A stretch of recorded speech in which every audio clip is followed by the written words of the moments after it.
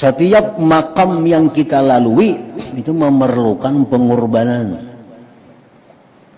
Nah, setiap makam yang kita lalui memakan ungkus. Bila kada hakun berkorban, kada akan bisa melalui itu. Nah, contohnya, kalau kita hendak ma'rifatullah, makam yang pertama kita lalui adalah makam tobat. Itu pertama.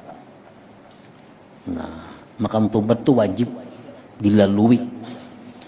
Nah, kita kada akan bisa lulus dari makam tobat ini kalau kada mau berkorban. Berkorban harta, berkorban jiwa, berkorban tenaga, dan sebagainya.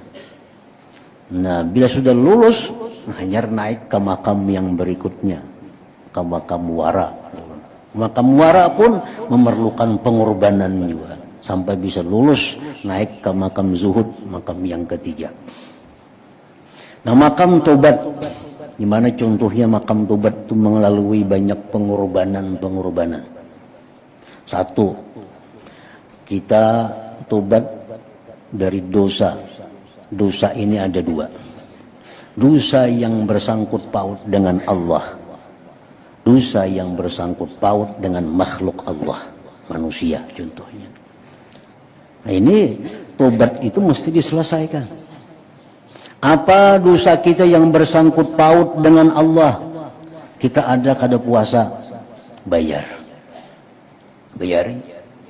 Kita ada kada sembahyang fardu, bayari. Kita ada kada berzakat, bayari. Nah, ini pengorbanan kita. Dosa dengan Allah. Ada dosa dengan makhluk. Ini hartaku ini didapat dari jalan yang salah. Ini hartaku ini didapat jalan yang kada bujur. Harus dikembalikan hartanya kepada orang yang punya sebenarnya siapa. Nah, mesti dikembalikan harta itu. Ini rumah didapat dari jalan menipu orang duitnya, tukarakan ke rumah. Nah, rumahnya harus ditinggalkan, harus dikorbankan, harus dikembalikan rumah kepada pemilik siapa yang sebujurnya. Nah, rumah ini didapat daripada harta riba, nah, mesti ditinggalkan. Jadi kada mudah orang tobat, kada mudah. Itu urusan harta. Belum lagi aku pernah menzalim, menyakiti si Fulan. Fulannya di mana? Nah, dicari untuk meluluskan agar kita bisa halal. Nah, Fulannya sekarang ada di Surabaya. Ke Surabaya kita datang. Ingatlah dulu, aku nampilin jam dulu. Ingat benar aja. Nah, aku minta maaf nih Kang. Aku minta riba, minta halal. Pernah dulu menyakiti Ikam. Pernah menghantam orang, sekarang orangnya ada di Sumatera. Datangi ke Sumatera. Datangi. Minta halal, minta riba. Dulu pernah aku menghantam Ikam. Nah, itu maksudnya bahwa setiap tempat, setiap makam itu memerlukan pengorbanan. Bila kada hakun ke itu, kada mau jalan. Sampai mati kada mau tuntung, tobat saja. Nah, jadi tobat ini harta sudah bersih. Nama pun orang pun sudah dikembalikan. Harta-harta yang kada halal sudah dibersihkan.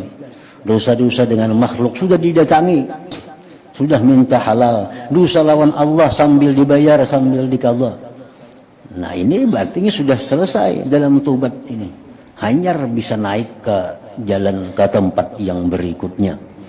Nah, orang yang bujur-bujur tobat tadi dengan sebujur-bujurnya, ini akan diberi Allah sesuatu hadiah.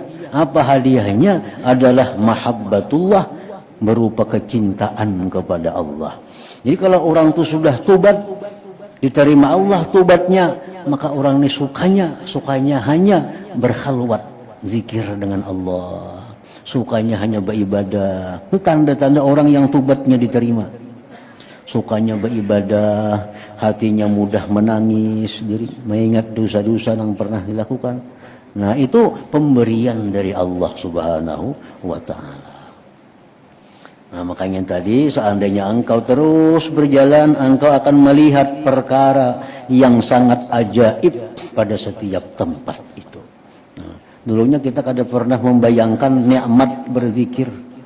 Dulu kada pernah membayangkan membaca Quran itu nyaman. Tapi kalau kita sudah tubat dengan sebujur-bujur tubat tadi, Allah akan beri itu. Kita akan nyaman baca Quran, akan nyaman berzikir. Itu ajaib. Ajaib itu ngarannya.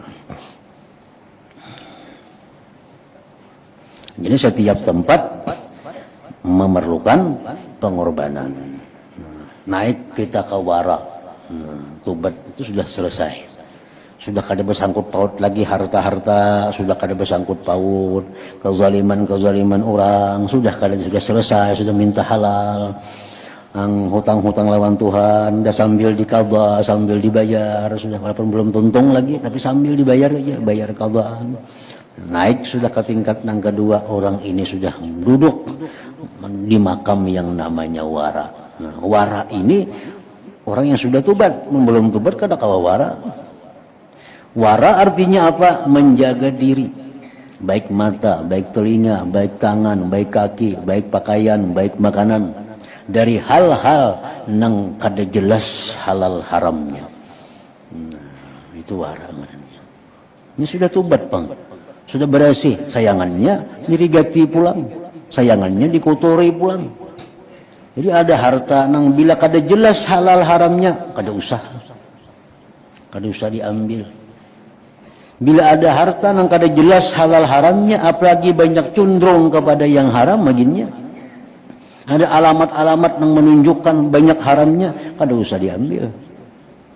Nah itu sudah makam yang kedua, nah, sudah melangkah-langkah yang kedua untuk mencapai ma'rifat kepada Allah itu. Nah ya wara ngaran.